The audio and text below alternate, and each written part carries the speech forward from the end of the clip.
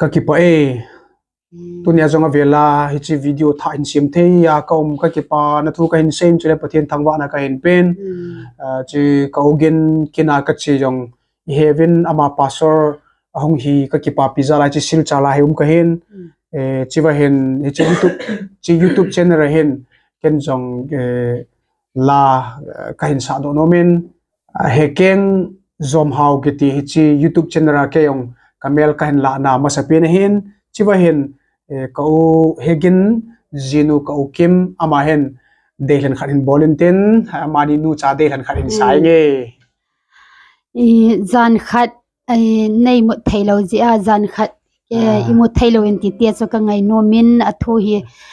Allah kan za panin kalung thim tong khal hen le to tu ni ata na hu ni hin ata ta in nei sa pi ki lo chen kan ti he kan dehlan zan khat ke himu thailovin ti he min nei dong mu ne chila he ipiti ni sim ham chunglanga chu o chuna za mong mong ham ipiti ham thi nei dong jivin ke love song akona gospel hunglut ka hen hiwakin ka her khat chumina ngai pin pin ala choye hen bible ai mudung zui chu non chunglam thujing gelu na ti hen etol honin palanga pod do en zan teng mium lo phan le lungil ta in thildang gel lovin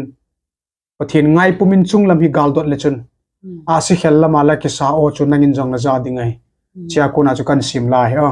ata bia ka za hello ti nai zan khat ke i mu thelo vin ka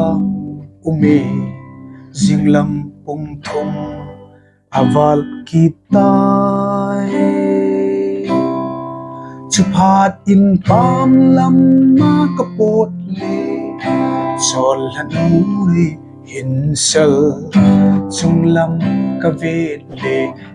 si ho khelam mahun la akisa la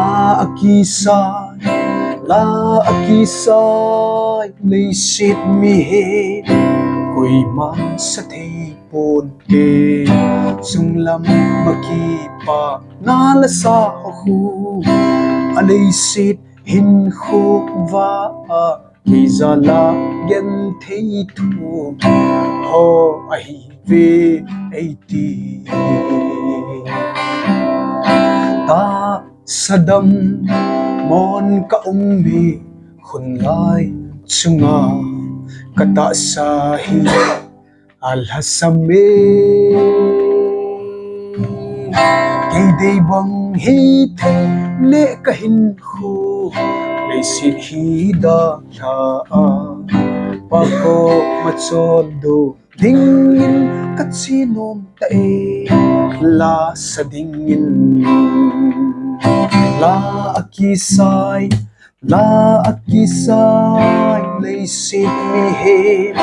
koi man sa thei ponte chunglam makipa nala sa hu alei sit hin kho va kizala gen thei thu ho ai ve ai ti lei hin kho hi kinep na beita zong le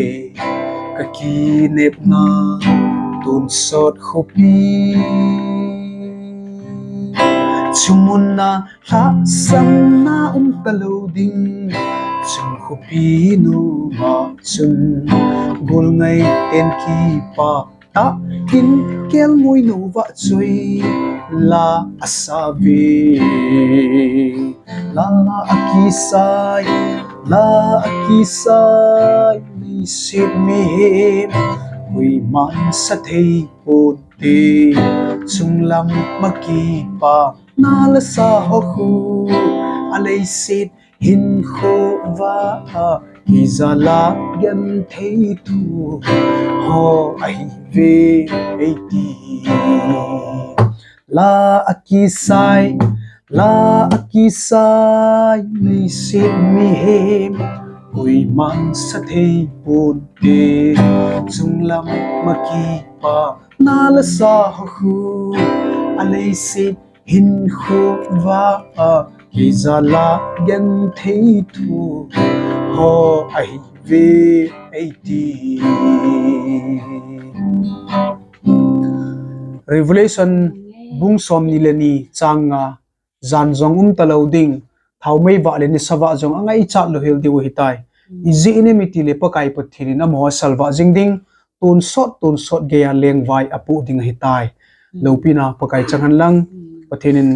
awa chaila isa ngaya athu thengi sim do zaphazo si phathena bu vintin hi chi chenra yong hin seinge dam selai ki mutu ka lai sevin na bon chaven suntin chibai zantin mangpha